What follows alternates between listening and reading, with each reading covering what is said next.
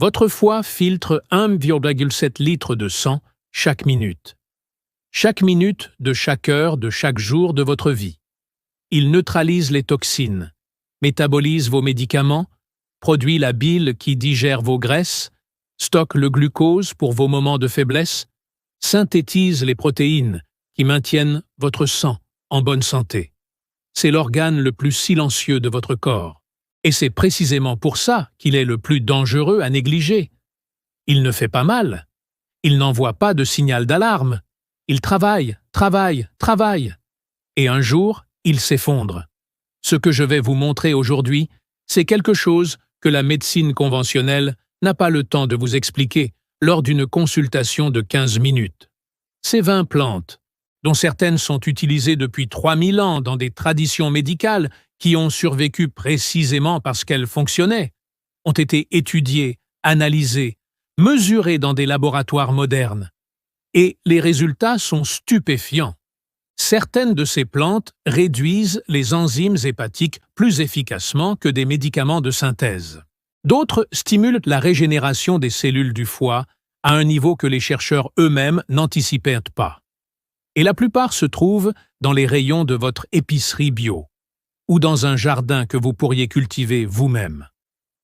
Avant d'aller plus loin, je vous demande une chose. Si cette vidéo vous apprend quelque chose que votre médecin ne vous a jamais dit, cliquez sur le bouton « J'aime » dès maintenant. Ça aide ceux qui cherchent vraiment des réponses à me trouver. Et si vous n'êtes pas encore abonné, c'est le moment. Parce que ce que nous explorons chaque semaine ici, c'est la frontière entre la sagesse ancienne et la science moderne. Et cette frontière est bien plus fascinante qu'on ne vous le dit. Commençons par comprendre ce qui se passe réellement dans votre foie. Imaginez une usine chimique de la taille de votre poing, fermée, logée sous votre côte droite. Cette usine fait 500 choses simultanément. Elle reçoit tout ce que vous mangez, tout ce que vous buvez, tout ce que vous respirez, par le biais du sang, et elle décide quoi garder, quoi transformer, quoi éliminer. Quand vous prenez un médicament, c'est le foie qui le décompose. Quand vous buvez de l'alcool, c'est le foie qui le neutralise. Quand vous mangez des graisses, c'est le foie qui produit la bile pour les digérer. Quand votre glycémie chute, c'est le foie qui libère du glucose stocké pour vous maintenir en vie. Le problème, c'est que cette usine peut être submergée. L'alimentation industrielle moderne, les sucres raffinés, les graisses transformées, les pesticides invisibles, les additifs alimentaires, les médicaments en automédication, représentent une charge toxique que le foie de nos ancêtres n'a jamais eu à supporter. Résultat, une épidémie silencieuse. La stéatose hépatique non alcoolique, c'est-à-dire le foie gras qui n'a rien à voir avec l'alcool, touche aujourd'hui un adulte sur 4 dans les pays occidentaux. 1 sur 4. Et la grande majorité de ces personnes l'ignorent complètement, parce que le foie, je vous le répète, ne crie pas. Les signes sont subtils. Une fatigue qui ne disparaît pas malgré le sommeil. Une digestion lente, des ballonnements après les repas. Une peau qui terne, des cernes qui s'installent. Des maux de tête récurrents le matin. Une prise de poids inexpliquée, surtout autour du ventre. Ce ne sont pas des signes de vieillissement normal. Ce sont des signaux que votre foie vous envoie en langage chuchoté. Et ces 20 plantes vont vous apprendre à l'entendre et à y répondre. La première plante est le chardon-marie. Et si vous ne deviez retenir qu'une seule chose de cette vidéo, ce serait ceci. Le chardon-marie contient un complexe de flavonoïdes appelé silimarine. Et cette silimarine est l'une des substances les plus étudiées au monde pour la protection hépatique. Des centaines d'études cliniques, des dizaines de méta-analyses. La silimarine fait 3 choses que rien d'autre dans la nature ne fait aussi bien simultanément. Elle protège les membranes des cellules hépatiques contre les toxines en bloquant leurs récepteurs d'entrée. C'est un gardien qui empêche les poisons d'entrer. Elle stimule la synthèse des protéines dans les hépatocytes. C'est un constructeur qui répare ce qui est abîmé. et elle réduit l'inflammation hépatique en inhibant les leucotriènes. C'est un pompier qui éteint l'incendie cellulaire. Une étude publiée dans le journal Phytomédecine a montré que des patients atteints de cirrhose hépatique traités avec de la silimarine avaient une survie significativement plus longue que ceux sous placebo. Le chardon-marie ne guérit pas tout, aucune plante ne prétend à ça, mais il protège et régénère le foie d'une façon que la pharmacologie moderne n'a toujours pas réussi à reproduire synthétiquement. Vous le trouverez en gélule, dans toutes les pharmacies et parapharmacies, mais la forme la plus biodisponible est l'extrait standardisé à 70 ou 80% de silimarine. La deuxième plante est le pissenlit, cette fleur jaune que vous arrachez de votre pelouse sans savoir que vous jetez un trésor. Le pissenlit est diurétique, bien sûr, mais ce qui nous intéresse ici, c'est son action hépatobiliaire. Ses racines contiennent des sesquiterpènes amers, notamment la taraxacine et la taraxacérine, qui stimulent la production et la sécrétion de bile par le foie. Pourquoi est-ce important? Parce que la bile est le véhicule par lequel le foie exporte ses déchets vers l'intestin pour les éliminer. Un foie qui ne produit pas assez de bile est un foie dont les toxines ne trouvent pas de sortie.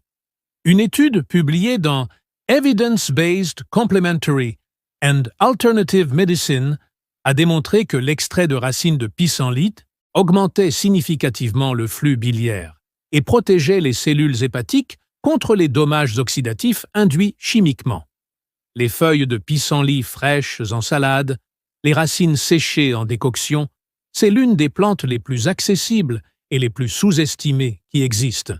La troisième plante, c'est l'artichaut. Pas l'artichaut cuit à la vapeur que vous mangez avec de la vinaigrette, quoique ça reste excellent pour votre foie, mais les feuilles d'artichaut qui contiennent un composé appelé cinarine.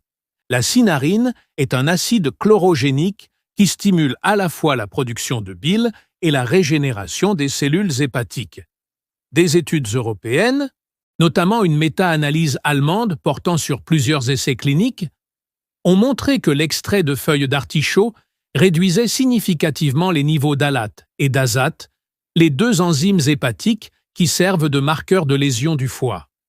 En d'autres termes, l'artichaut répare les dégâts mesurables. Il réduit aussi le cholestérol LDL de façon notable, ce qui est cohérent avec son mécanisme d'action sur le métabolisme des graisses hépatiques. Si vous avez des analyses sanguines avec des transaminases légèrement élevées, l'artichaut est l'une des premières plantes à considérer. La quatrième plante est le curcuma, mais pas n'importe quel curcuma, et pas de n'importe quelle façon. Le principe actif qui nous intéresse ici est la curcumine, et son problème majeur est sa biodisponibilité extrêmement faible. Absorbée seule, la curcumine passe à travers votre système digestif sans presque jamais atteindre votre foie en quantité suffisante. Mais combinée avec de la pipérine, le composé actif du poivre noir, sa biodisponibilité augmente de 2000%. Ce n'est pas une typo. 2000%. Voilà pourquoi toutes les traditions culinaires asiatiques combinent le curcuma avec le poivre depuis des millénaires. Ce n'était pas une coïncidence gastronomique, c'était de la pharmacologie empirique. La curcumine est un puissant anti-inflammatoire qui inhibe le facteur de transcription NF-κB, l'un des principaux régulateurs de l'inflammation hépatique. Des études sur des patients atteints de stéatose hépatique non alcoolique ont montré des réductions significatives des graisses hépatiques et des marqueurs inflammatoires après 8 semaines de supplémentation en curcumine biodisponible. Une cuillère à café de curcuma avec une pincée de poivre noir dans vos plats quotidiens ou un supplément de curcumine avec pipérine. C'est aussi simple que ça. La cinquième plante est le romarin. Vous le mettez probablement sur vos pommes de terre rôties, sans savoir qu'il protège votre foie. L'acide rosmarinique et le carnosol que contient le romarin sont de puissants antioxydants qui protègent les hépatocytes contre le stress oxydatif. Mais ce qui rend le romarin particulièrement intéressant pour le foie, c'est son action sur les enzymes de détoxification de phase 2, ces enzymes que le foie utilise pour conjuguer les toxines et les rendre hydrosolubles afin de les éliminer par la bile ou les urines. Des recherches publiées dans le Journal of Nutritional Biochemistry ont montré que l'extrait de romarin augmentait l'activité de ces enzymes de détoxification de manière significative. Le romarin est aussi un stimulant de la circulation sanguine hépatique. Il augmente le flux sanguin vers le foie, ce qui améliore son efficacité de filtration.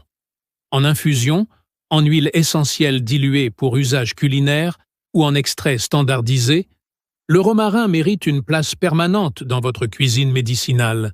La 6e plante est le gingembre. Le gingembre est omniprésent dans la médecine traditionnelle chinoise et ayurvédique depuis 4000 ans, et les raisons sont multiples. Pour le foie spécifiquement, les gingérols et les shogaols, les composés actifs du gingembre, exercent une action hépatoprotectrice documentée. Une étude publiée dans le World Journal of Gastroenterology a montré que le gingembre réduisait significativement la stéatose hépatique chez des patients atteints de foie gras non alcoolique, avec une réduction mesurable de l'inflammation et une amélioration des profils enzymatiques. Le gingembre réduit aussi la lipogenèse hépatique, c'est-à-dire la production de nouvelles graisses par le foie, et améliore la sensibilité à l'insuline, ce qui est crucial car l'insulinorésistance est l'un des principaux moteurs du foie gras. Une racine de gingembre frais râpée dans votre thé du matin ou en décoction, c'est l'un des actes thérapeutiques les plus simples que vous puissiez poser chaque jour. La 7e plante est celle que j'avais annoncée dans l'introduction comme celle qui vous surprendrait. C'est le radis noir. Ce légume racine allongé à la peau sombre et à la chair blanche âcre est probablement le plus puissant stimulateur naturel de la production biliaire qui existe. Il contient des glucosinolates qui se transforment en isothiocyanates à la mastication, des composés qui stimulent directement la sécrétion de bile et protègent les voies biliaires.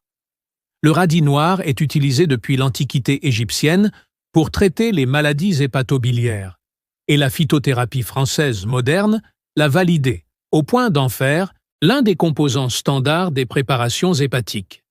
Si votre digestion est lente, si vous avez tendance au calcul biliaire, si votre peau est terne et votre langue chargée le matin, le radis noir est fait pour vous.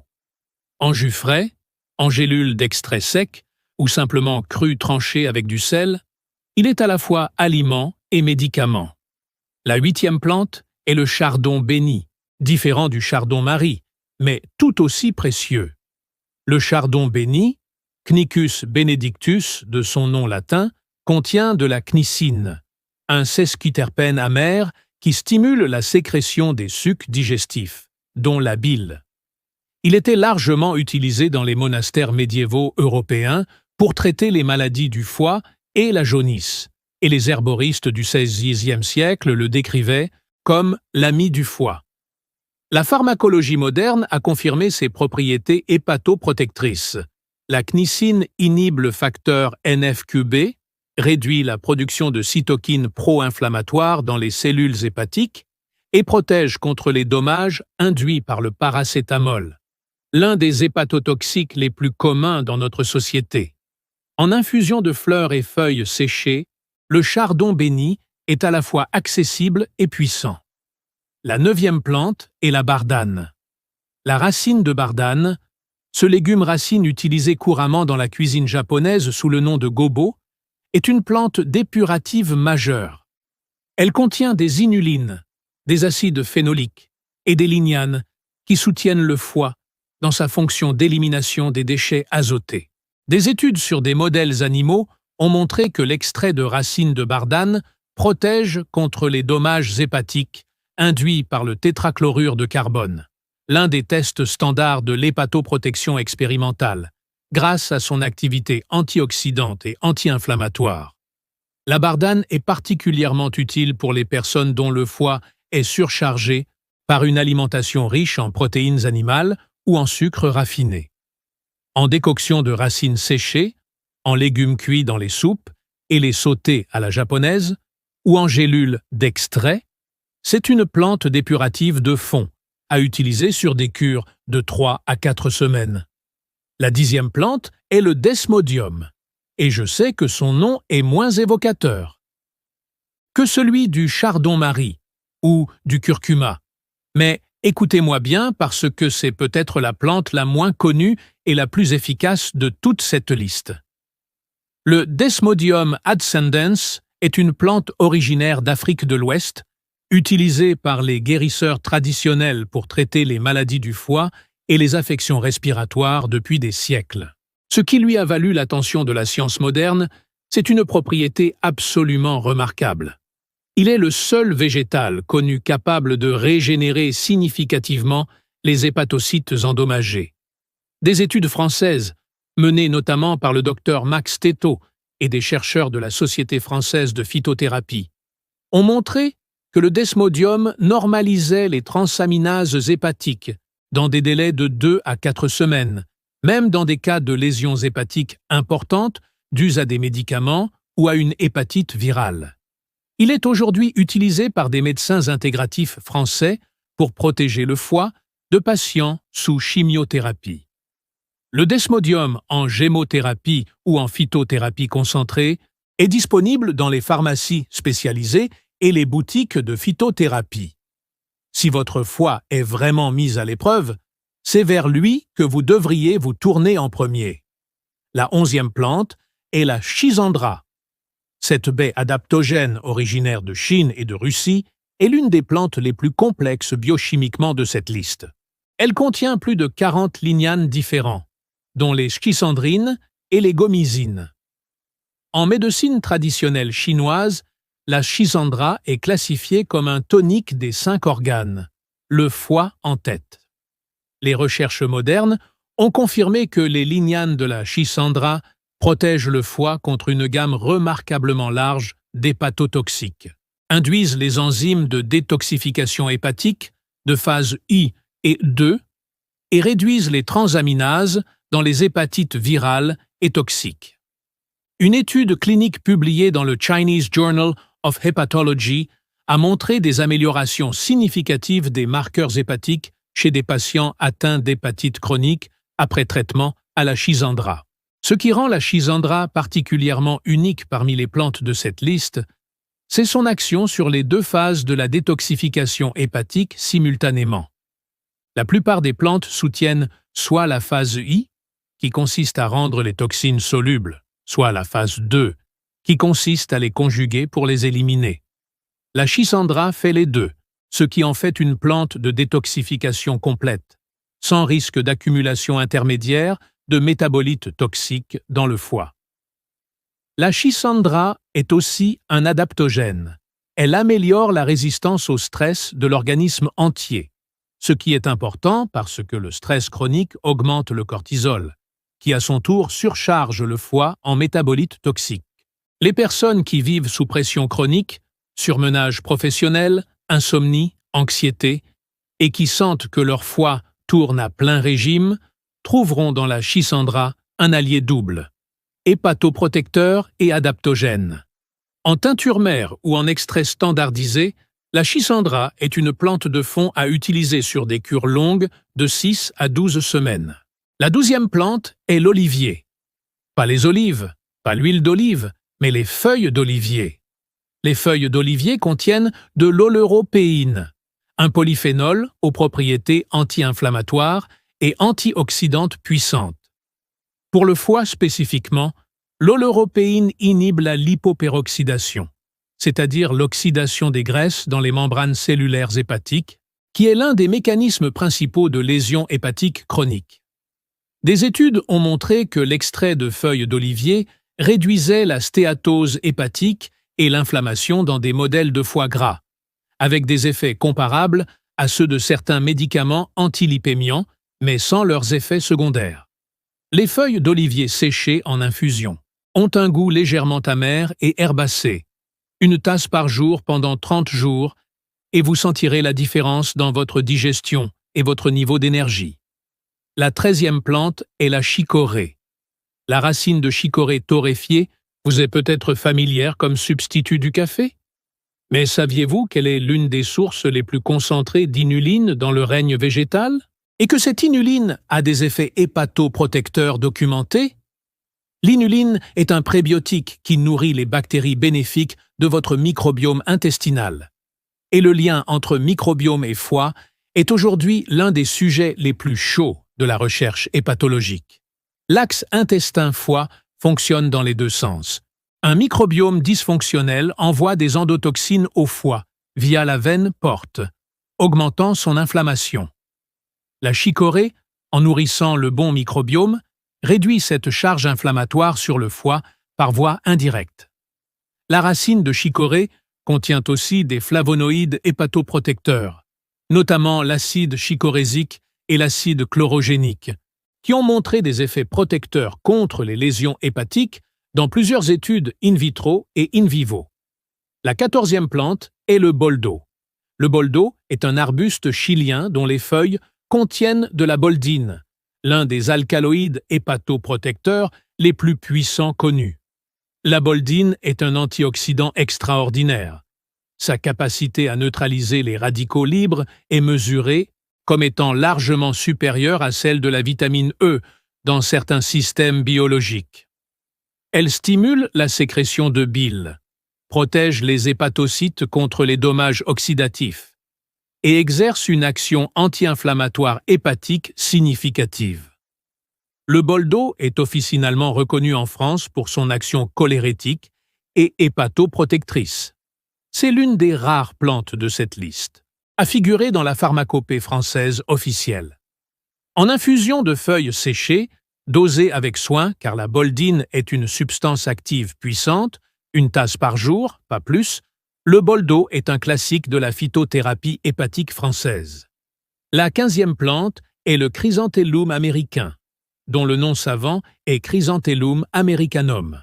Cette petite plante de la famille des astéracées est méconnue du grand public, mais bien connue des phytothérapeutes spécialisés. Elle contient des saponosides, des flavonoïdes et des polyacétylènes qui lui confèrent une triple action hépatoprotectrice, cholérétique et vasculoprotectrice. Des études cliniques françaises ont montré que le chrysanthellum américain était efficace dans le traitement de la cholestase, c'est-à-dire la réduction du flux biliaire, et des hépatites chroniques, avec une normalisation des transaminases et de la bilirubine. Il est particulièrement intéressant pour les personnes dont le foie souffre de problèmes vasculaires, congestion hépatique, insuffisance veineuse portale, car ces flavonoïdes renforcent les parois des vaisseaux hépatiques. En gélules d'extrait sec standardisé, le chrysanthellum américain est disponible dans les pharmacies françaises spécialisées. La 16e plante est la gentiane. La gentiane est amère, c'est même l'étalon de référence de l'amertume en phytothérapie. Et c'est précisément cette amertume qui en fait un allié du foie. Les principes amers de la gentiane, la gentiopicrine et l'amarogentine, stimulant la production de bile et de tous les sucs digestifs par réflexe amer, c'est-à-dire par activation des récepteurs du goût amer sur la langue, qui envoient un signal nerveux déclenchant toute la cascade digestive. Une digestion améliorée, c'est moins de travail pour le foie, moins de fermentation, moins de substances toxiques générées dans l'intestin et envoyées au foie à traiter. La gentiane est aussi utilisée comme tonique hépatique dans de nombreuses préparations traditionnelles européennes. En teinture mère, quelques gouttes avant les repas. À ne pas prendre en cas d'ulcère gastrique actif. La 17e plante est l'armoise, pas à confondre avec l'absinthe, sa cousine toxique. L'armoise commune contient des artémisines et des flavonoïdes, qui stimulent la sécrétion biliaire et protègent les hépatocytes. Elle était largement utilisée dans la médecine populaire européenne pour traiter les insuffisances hépatiques et les problèmes de vésicule biliaire. Des recherches récentes sur les sesquiterpènes de l'armoise ont montré des propriétés anti-inflammatoires et antioxydantes hépatiques significatives dans des modèles expérimentaux. L'armoise est aussi un stimulant de la motilité intestinale. Elle réduit la stase digestive qui surcharge le foie en métabolites de fermentation. En infusion légère après les repas, l'armoise est une plante de soutien hépatique à cycle court. Une cure de 10 jours par mois, répétée sur 3 mois. La 18e plante est le fumeterre.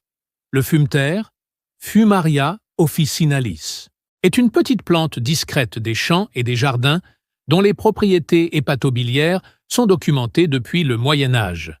Elle contient des alcaloïdes isoquinoliniques, notamment la fumarine et la coptisine, qui ont une action régulatrice unique sur les sphincters biliaires. Contrairement à la plupart des plantes cholérétiques qui augmentent simplement la production de bile, le fumeterre régule le tonus du sphincter d'Oddi, le muscle qui contrôle l'ouverture du canal cholédoque dans le duodénum. Cela signifie qu'il peut à la fois stimuler la sécrétion biliaire quand elle est insuffisante et la calmer quand elle est excessive. C'est un modulateur, pas un simple stimulateur. Pour les personnes qui ont des douleurs sous la côte droite après les repas, une digestion des graisses difficile ou une bile trop concentrée prédisposant au calcul, le fumeterre est précieux. En infusion de plantes entières séchées, 2 tasses par jour pendant 21 jours. La 19e plante est la livèche. La livèche, Levisticum officinal, est une grande ombellifère aromatique qui ressemble à un céleri géant. Elle était cultivée dans tous les jardins monastiques médiévaux comme plante hépatique de premier ordre. Ses furanocoumarines, ses phtalides et ses huiles essentielles stimulent la diurèse et la sécrétion biliaire, et ses propriétés anti-inflammatoires hépatiques ont été confirmées par des études modernes. La livèche est particulièrement utile comme plante de drainage. Elle aide le foie à évacuer ses déchets en stimulant à la fois la voie biliaire et la voie rénale. En cuisine, ces feuilles fraîches peuvent remplacer le céleri dans toutes vos préparations, avec un arôme plus puissant et une action thérapeutique en bonus. En décoction de racines séchées, c'est une plante de drainage hépatique et rénal, à utiliser sur des cures courtes de 10 à 14 jours. La 20e plante, et je l'ai gardée pour la fin parce qu'elle mérite d'être dans votre mémoire longue durée, est le moringa. Le moringa oleifera est surnommé l'arbre miracle dans les régions tropicales où il pousse, et ce n'est pas de l'hyperbole. Ses feuilles contiennent 7 fois plus de vitamine C que les oranges, 4 fois plus de calcium que le lait, 3 fois plus de potassium que les bananes et 2 fois plus de protéines que le yaourt.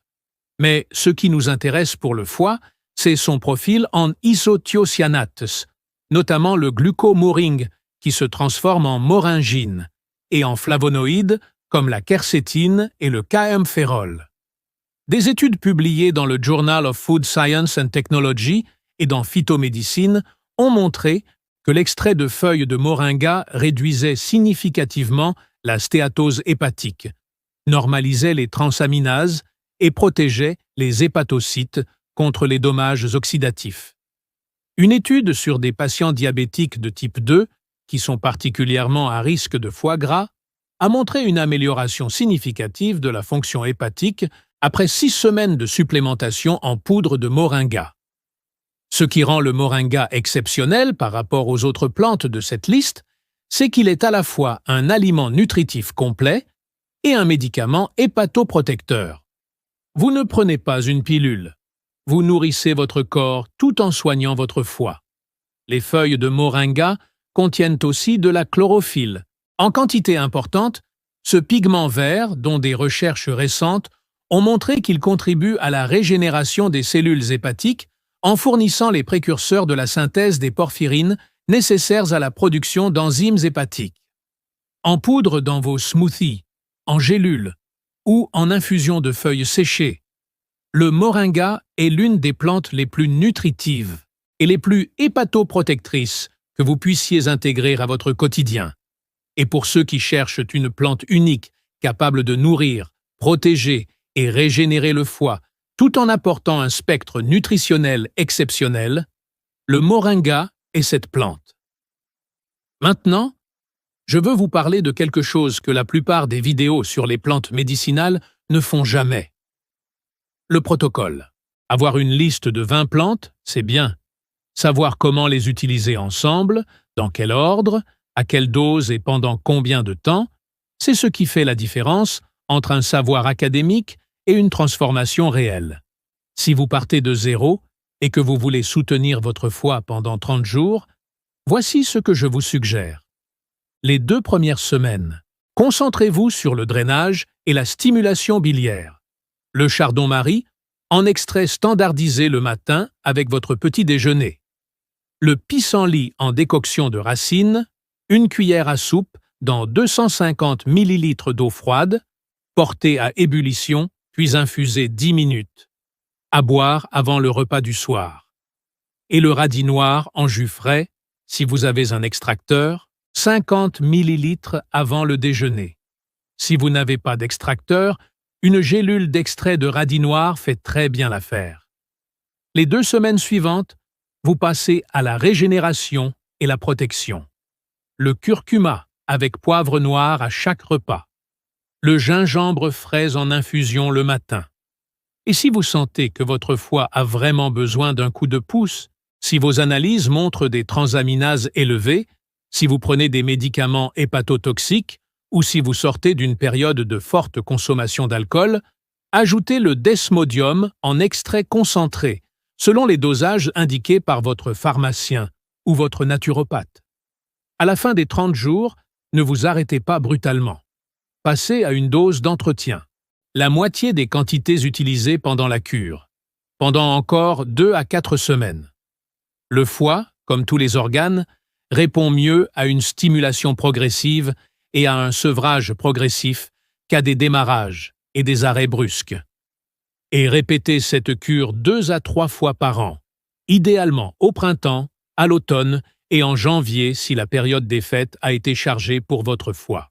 Pendant toute la durée de la cure, réduisez au maximum 3 choses. Le sucre raffiné, qui est le premier agent de stéatose hépatique et qui élève l'insuline, forçant le foie à convertir l'excès de glucose en triglycérides.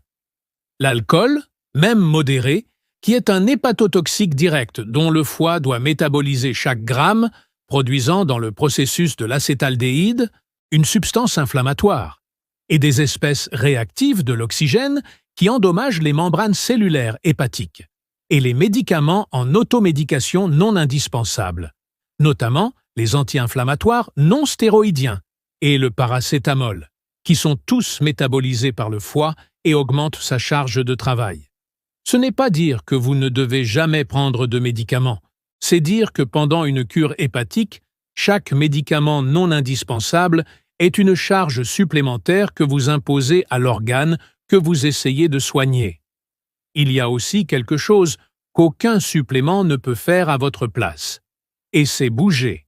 L'exercice physique aérobique modéré, marche rapide, vélo, natation, 30 minutes par jour, réduit directement la stéatose hépatique par un mécanisme qui n'a rien à voir avec la perte de poids. L'activité physique augmente la sensibilité des hépatocytes à l'insuline et active des voies de signalisation cellulaire, notamment l'AMPK, qui réduisent la lipogenèse hépatique et augmentent la bêta-oxydation des acides gras dans le foie. En termes simples, l'exercice apprend au foie à brûler ses graisses stockées plutôt qu'à en accumuler davantage. Des études cliniques ont montré que l'exercice seul, sans régime, pouvait réduire la stéatose hépatique de 30 à 40% en 8 semaines. Et quand vous combinez l'exercice avec ces plantes hépatoprotectrices, les 2 effets se potentialisent mutuellement. Vos plantes réduisent l'inflammation qui freinerait l'efficacité métabolique du foie, et l'exercice augmente la circulation hépatique qui améliore la biodisponibilité des principes actifs des plantes. Vos plantes et votre activité physique sont synergiques. Ensemble, ils font ce qu'aucun des 2 ne peut faire seul. Je veux aussi vous parler de l'alimentation, parce que la meilleure cure hépatique du monde sera compromise si vous continuez à manger ce qui a fatigué votre foie en premier lieu. 3 aliments ont une action hépatoprotectrice directe et bien documentée au-delà de toute plante médicinale. L'ail cru, 2 gousses par jour écrasées et laissées reposer 10 minutes avant consommation pour maximiser la formation d'allicine, qui active les enzymes de détoxification hépatique de phase 2. Les œufs entiers, riches en choline, le précurseur de la phosphatidylcholine, indispensable à la construction des membranes cellulaires hépatiques et au transport des graisses hors du foie, par les VLDL, la forme de lipoprotéines que le foie utilise pour exporter ces graisses vers les tissus, et les légumes crucifères, brocolis, choux-fleurs, choux de Bruxelles, roquettes, riches en sulforaphane, le composé le plus puissant connu pour induire les enzymes de détoxification hépatique de phase 2, y compris la glutathion S-transférase et la quinone réductase. Une portion de crucifères par jour pendant votre cure de 30 jours est aussi puissante pour votre foie que certains des suppléments que nous avons évoqués. Une dernière chose avant de terminer. Ces plantes sont puissantes. Précisément parce qu'elles sont puissantes, certaines précautions s'imposent. Le boldo et le fumeterre contiennent des alcaloïdes actifs. Ne les utilisez pas pendant la grossesse ou l'allaitement sans avis médical. Le chardon-marie peut interagir avec certains médicaments métabolisés par le cytochrome P450. Si vous prenez des médicaments à longue durée, parlez-en à votre médecin ou votre pharmacien avant de commencer une cure de silimarine. Et si vous avez une maladie hépatique diagnostiquée, hépatite B ou C, cirrhose, cancer du foie, ces plantes sont des compléments potentiellement précieux, mais elles ne remplacent pas votre traitement médical. Utilisez-les en soutien, en dialogue avec votre équipe soignante. Ce que nous avons exploré aujourd'hui, c'est quelque chose que l'histoire médicale de l'humanité a mis des millénaires à construire. Des guérisseurs égyptiens qui mastiquaient la racine de pissenlit. Des moines bénédictins qui cultivaient le chardon béni dans leur jardin d'herbes officinales. Des herboristes africains qui connaissaient le desmodium bien avant que les laboratoires ne le découvrent.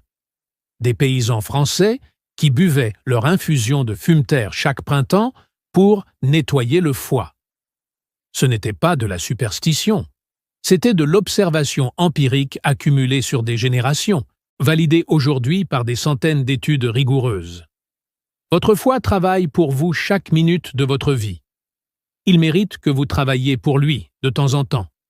Si cette vidéo vous a appris quelque chose, partagez-la avec quelqu'un dont vous pensez que le foie pourrait bénéficier de ce savoir. Et dites-moi dans les commentaires quelle est la plante de cette liste que vous ne connaissiez pas et qui vous a le plus surpris. Je lis tous vos commentaires et vos questions guident le contenu de la semaine prochaine. À la semaine prochaine. Et d'ici là, prenez soin de votre foie. Il s'occupe de vous depuis le premier jour.